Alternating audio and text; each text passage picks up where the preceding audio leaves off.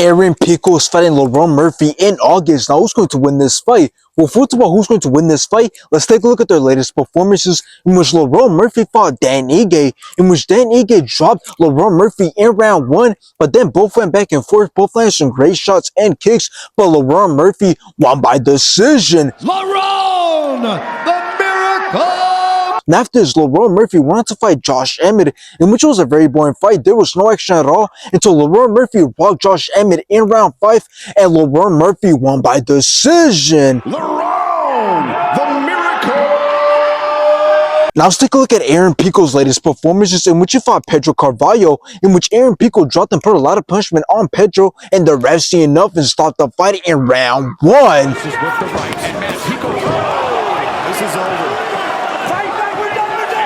And after this, Aaron Pico went on to fight Henry Corrales, in which Aaron Pico started off very fast, put a lot of punishment on Henry Corrales, and the rest enough and stopped the fight in round 1. Nasty left hands. This might be the end for Corrales, who's covering up, and a flurry of elbows. Now, it sucks that Movsar Evloev pulled out because I want him to fight for the belt next, but with him not even staying active and pulling out of fights, it's just going to make it much harder for him to fight for that title. And at this point, you can't even blame the UFC because he's doing this to himself. But anyways, at least Aaron Pico is fighting somebody who's climbing the ranks, who's looking to get closer to a title shot, and who has a lot to lose, since Lerone Murphy is undefeated with a record of 16 wins with 7 knockouts and only 1 draw, and he's 34 years old. So if he loses, his hype will be gone, and it will be a big setback for him, and Aaron Pico will be the one getting closer to a title shot. So anyways, when looking at this fight, I believe it is set to be a very interesting and exciting fight, simply because we have 2 strikers, but they are very different. Because if you look at Lerone Murphy, we've seen that he is shown to be very technical and smart. Meanwhile, Aaron Pico is the much more powerful fighter. And I'm not saying that he's not smart. I'm just saying he's the type of fighter who looks for the finish, and that's why he has a lot of hype,